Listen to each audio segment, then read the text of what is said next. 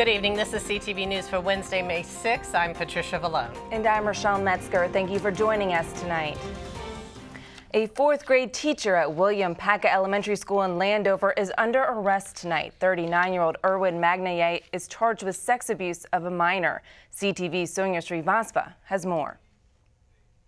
Well, students here at William Paca Elementary School are going home with a letter to parents that will be explaining what has happened here. And as you can imagine, an incident like this is not only shocking, but very disturbing to some of the parents. We had a chance to talk to one of them today. Police have arrested this man, 39-year-old Erwin Magnaye of Laurel, for allegedly sexually abusing a minor. Magnaye is a fourth grade math teacher here at William Paca Elementary School in Landover.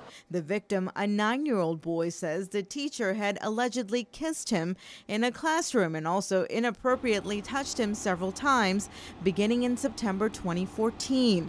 The victim's mom contacted police back in February. Today we spoke with a student who knows the victim and is in Mr. Magnaye's class. His family asked that his face not be shown. You said some students actually saw this happen? Yeah, it was a lot of evidence, a lot. Did you see this happen? No. No. They told me. Your friends told you that they saw this happen? And these are all fourth graders? Yeah. I be thinking about my friend, like, all the time we play together, and the teacher, he was just evil. As you can imagine, news of the arrest is shocking to many parents. One of them spoke to us today. She too doesn't want her face shown. The first thing that they came home, like, Mommy, this happened at our school. And it's right across the street from us. The child is not going to pretty much know how to come to an adult. So basically, us parents need to stick together and talk to our children about what's going on. The teacher faces many charges, including sex abuse of a minor, second-degree assault, and several sex offenses. He was taken into custody yesterday. Now, as we mentioned, Magnaye is in police custody, and he's been put on administrative leave by the school system. We will continue to follow the story and bring you the very latest. In Landover, Sonia Srivastava for CTV News. Magnaye lives in Laurel, and students tell us he has not been in the classroom for the past few months. In Baltimore, the nine-day-old state of emergency has been lifted. Governor Larry Hogan made the announcement this morning. He acknowledged that tensions remain high in the state's largest city, but that calm has been restored. Some 3,000 National Guard and 1,000 state and local police patrolled the besieged city.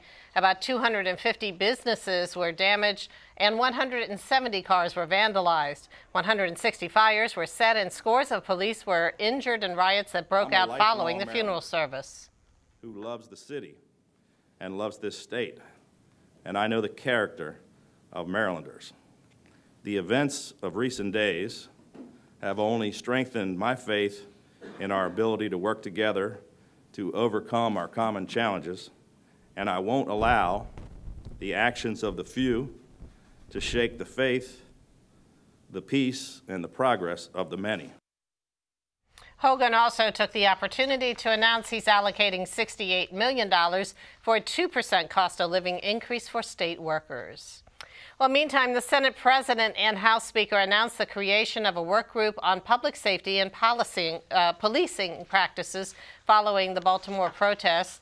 The work group will begin in June with delegation members engaging advocates, community organizations, and the public to make recommendations for the 2016 legislative session. Senator Victor Ramirez is one of the members. One of the things that the folks have pointed to is the Law Enforcement Officers' Bill of Rights.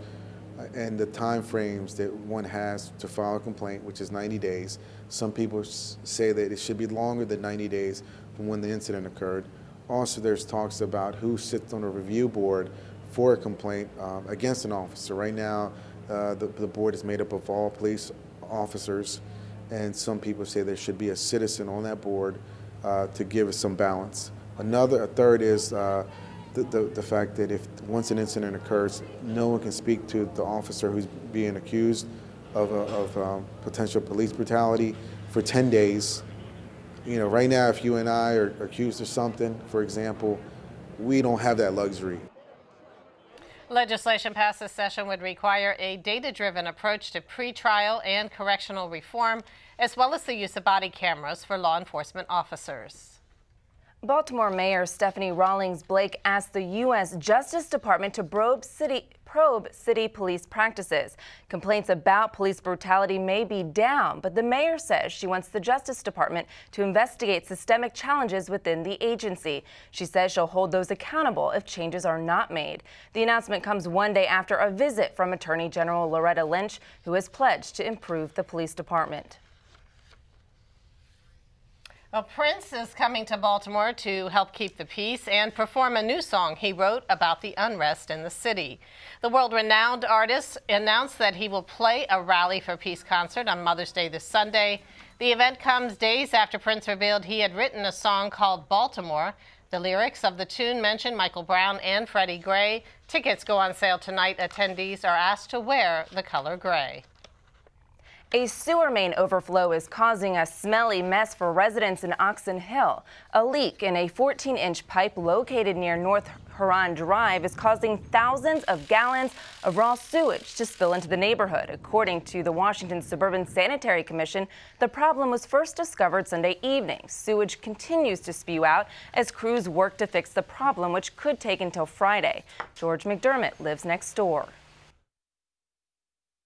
I was wondering why so much water was back there, because normally for the last 50 years after it rains it's totally dry, so I went down and cleared out the drain, tried to get some of the water out of it. Next thing I know, somebody's calling me, my daughter's calling me on the phone saying you got people in your backyard. Well, I guess it's good that most of the sewage is being contained in a low-lying area behind homes on North Huron Drive, but some of it has reached Oxon Run tributary, which flows into the Potomac River.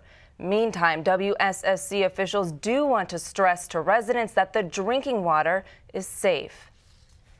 And you're watching CTV News. I'm Rochelle Metzger. And I'm Patricia Velo.